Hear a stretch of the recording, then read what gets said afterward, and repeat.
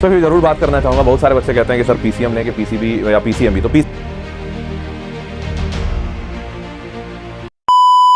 तो बात करना चाहूंगा। बहुत सारे बच्चे कहते हैं कि सर पीसीएम लें कि पीसीबी या पीसीएमबी। तो पीसीएम पीसीबी में तो ज्यादा डाउट नहीं आता है और उसमें उतना बड़ा डाउट है भी नहीं। पीसीएमबी में अक्सर डाउट आता है क्योंकि मेजॉरिटी बच्चा पहले तो क्या है ना, माता पिता पीसीएमबी को ना इंश्योरेंस समझते हैं कि एक तरह का लाइफ इंश्योरेंस जैसा होता है ना, वैसे ही बच्चों का सब्जेक्ट इंश्योरेंस कि अगर पीसीएम में नहीं हुआ तो पीसीएमबी है या पीसीबी में नहीं हुआ तो पीसीएमबी है।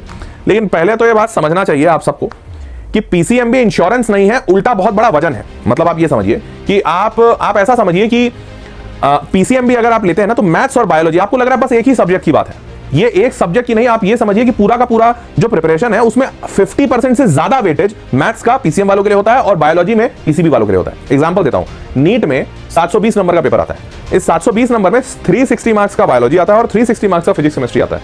मतलब 180 का फिजिक्स, 180 का केमिस्ट्री और बायोलॉजी में दो हिस्से होते हैं, जूलॉजी और बॉटनी। 180 का जूलॉजी आता है, 180 का बॉटनी आता है।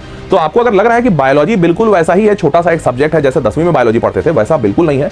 12वीं में ये एकदम ही विपरीत हो जाता है और बहुत ही विशालकाय हो जाता है। तो पहली बात ये। और दूसरी बात, अगर कोई बच्चा सोच रहा है या माता पिता सोच रहे हैं अरे हमारा बच्चा पीसीबी वाला है, मैथमेटिक्स थोड़ा सा पढ़ लेगा वो तो बेसिक रहता है, एकदम बेसिक नहीं रहता है। पास करने के लाले लग जाते हैं लोगों के, बच्चा पास नहीं करता। और अगर आपका बच्चा, देखिए कई सारे जगहों पर माँ बाप ये एग्जांपल देते हैं कि अरे वो तो फलाने का लड़का टॉप कर गया, फलाने की लड़की टॉप कर गई, वो तो ले आए 2 पीसीएमबी पढ़ रहे थे, नीट में भी टॉप मारे, जेई में भी।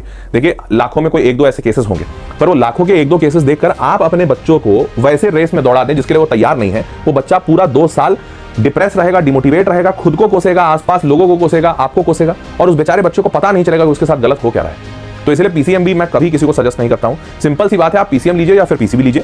अगर आपकी काबिलियत है, पहले से आप बहुत तेज हैं, हमेशा ही टॉपर रहे हैं, आप खुद से ये फैसला ले रहे हैं, बच्चा अगर खुद से फैसला ले रहा है उसको लेने दीजिए, कोई बात नहीं। और बीच में, क्योंकि होता क्या है ना, अगर 12वीं के एंड आते आते बच्चों को एहसास हुआ कि पीसीएमबी लेना गलत था, मैं बायोलॉजी नहीं दे पाऊंगा या मैथ्स नहीं दे पाऊंगा, तो तब वो बच्चा बदल नहीं पाएगा उसको। और अगर वो उसमें फेल कर गया तो वो भले पीसीएम में या पीसीबी में पास किया हो, उसका रिजल्ट फेल बन जाएगा।